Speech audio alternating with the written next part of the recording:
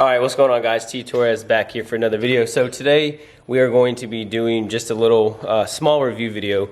It's going to be one of many that I'm going to do. So I had just recently put 500 miles on the car, so I'm going to go over my what my input is, or what I take away from the car, what I do and don't like. So I'm going to be trying something new. I did get a external mic that I'm gonna use, that I'm gonna put it pin it right here. So I'm trying to step my game up as far as the video quality, audio quality, and that stuff. So with that being said, like I said, we had just put 500 miles is now on the Type R, and as much seat time as I've had, being that 500 miles, I really love this car. But we're gonna go ahead and get mic'd up, get the camera on the mount, as you can see over there. And we're going to get this show on the road. And then in the future, like I said, this is going to be one of many review videos that I do. And I do want to do like a POV driving cam for the Type R. So let's hop right into today's video. All right, so we are now in the car, and we'll go ahead and get this kicked off. Hopefully this microphone definitely picks up better audio than what my factory camera does. All right, so here we go. So some of the things that right off the bat that I love about the 2020 Type R is the steering wheel, as far as the feel of it. Whether it's true Alcantara or whatever the material is made out of, it just makes holding and gripping the steering wheel, it's awesome. So like I said, 500 miles, a little over 560 miles on the Type R, and the steering wheel feels great. You don't get that same stickiness per se. I had the Type R steering wheel in the SI, so the steering wheel feel is amazing. I wonder if that microphone can pick up the intake whooshing. I love that thing. So steering wheel is awesome. One of the other things that I do like the upgraded shift knob, and in a future video I'm going to go over all the 2020 stuff and what's changed from the first generation of the 2017, and then the 2017, 2018, 2019, and then the 2020. I'll compare what those models had and then what the 2020 has to offer, because we have accelerated cruise control, lane keep assist, all that good stuff. And then one thing that I will note, it's hard to capture. I may have to use a different microphone for this, but if you are in R mode, you can definitely hear through the audio of the car, like when you blip or you downshift, you can hear like the revving going towards the not towards, but through the audio. It's very weird. It's different. I'm not 100% sure if I'm sold on that. Yeah.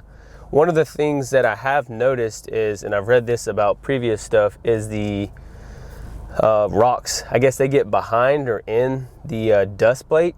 That's where the brakes are. So sometimes I can hear like something. I can definitely tell something's going on there. Something's in there. Something's happening.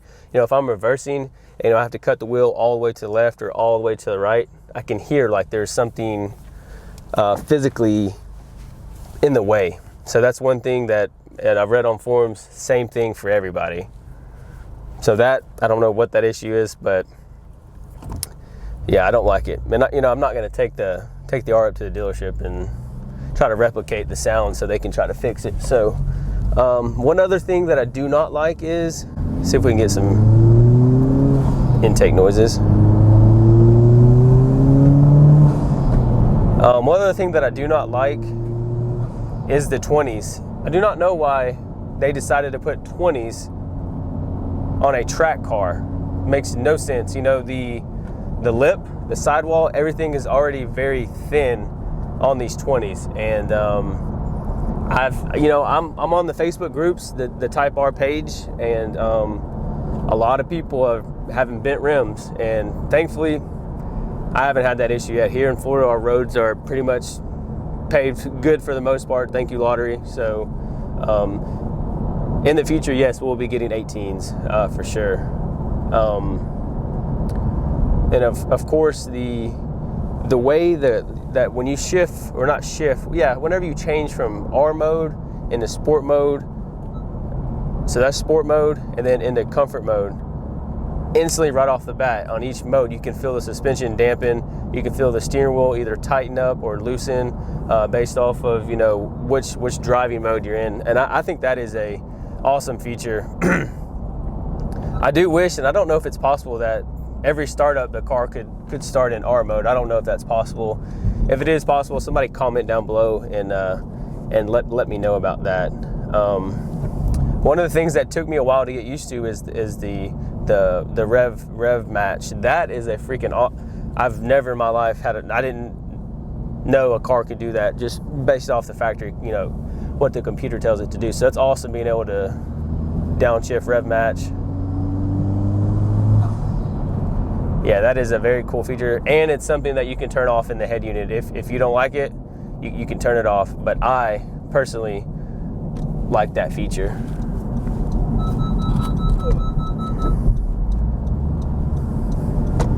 Whew, that was a close call. But, you know, everything about this car I think is very, very, very well thought out. The comfort of the seats, these bucket seats are freaking awesome. Just the way they hold you, and the way that it's upholstered to, like, along the side of your body, it just feels very, very, very comfortable. So I imagine 5-6 plus hours in this car. Thanks for cutting me off. In this car ride would be perfectly fine. I think the maps could be a little bit better. You guys comment down below and tell me, what all do you want to know about this car? What kind of videos do you want me to make? I'm gonna make, like I said, a better video that shows the lane keep assist, because as long as you're going over 45 miles an hour, you can take your hand off the steering wheel for about 10 seconds and the car will truly steer itself. And I do want to be able to capture that, which it's, like I said, it's crazy to think that you can do, you can take your hand off the steering wheel for that amount of time. There's a lot of debate on whether you want to do your oil change after the first 500 miles, 600 miles, or just go off the maintenance minder in the car. And I am kind of, I don't know, I'm indecisive on that one. I don't know if I should change it now. Should I change it when the maintenance reminder goes off? 1,000 miles, 600 miles? I was originally going to do it at 500 miles, and so many people commented like, well, why are you doing that? Blah, blah, blah. It's got braking. There was no like truly defined answer on when you should change it. And I don't even know if it's in the owner's manual. If it's in the owner's manual, it probably just tells you to do it when the maintenance reminder goes off. But is there actually special additives inside the very first oil change, or in the oil when it, you know, they send it out? I have no idea. So you guys comment down below, and if you're Type R owners, when did you guys do your first oil change? So as you can see right now, my hands are completely off of the steering wheel, and we're going 50 miles an hour, and the car is keeping me directly in the center of the lane, which is awesome. So here in a couple seconds, boom, it says steering required. Just apply a little bit of pressure on the steering wheel, and you're back to the car keeping you in the center of the lane. It was a very crazy feature when I very first tried it, and I'm still having to put my trust into it. But I think it's going to be an awesome feature when you're on long car rides, and you want to be able to take your hands off the wheel per se. But yeah, I like it. There's only been a few cases or instances where I was like, all right, this is definitely not working. It's not keeping me in the center of the lane. But then again, it is technology, so I don't recommend you take your hand off the wheel like I do.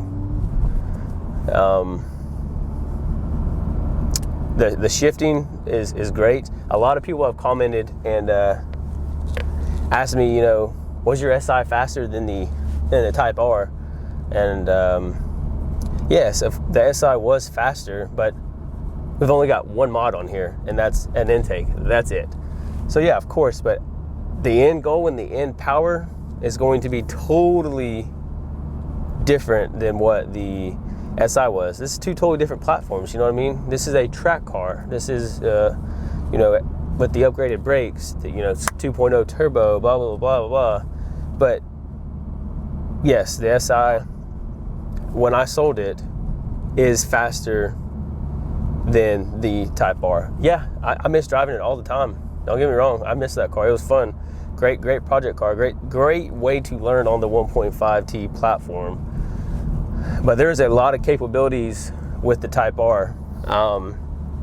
You know, like there's a lot of people talking about the fuel,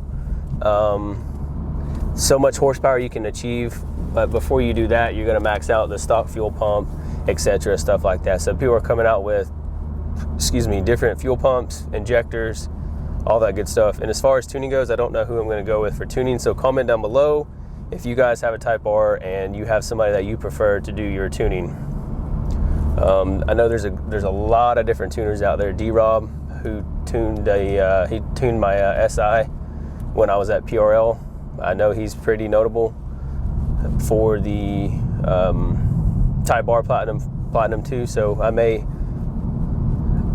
I just may go with him. I don't know. But honestly, let me know down in the comment section if you guys like this driving style type of video.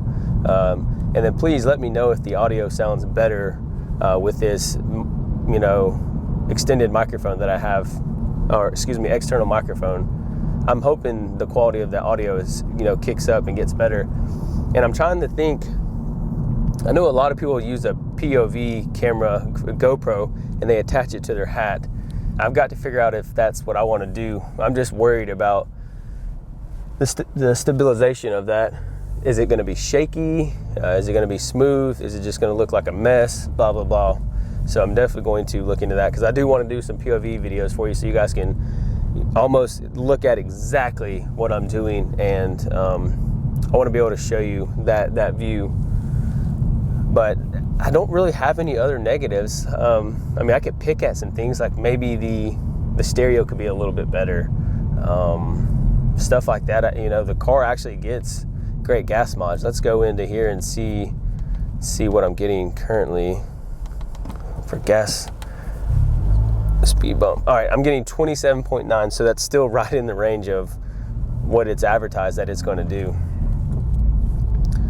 So no complaints on that. Yeah, it does not get as good as gas mileage as the SI did, but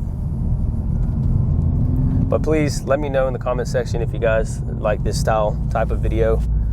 I think I'm going to do a lot more videos like this. Like I said, I want to step my audio game up.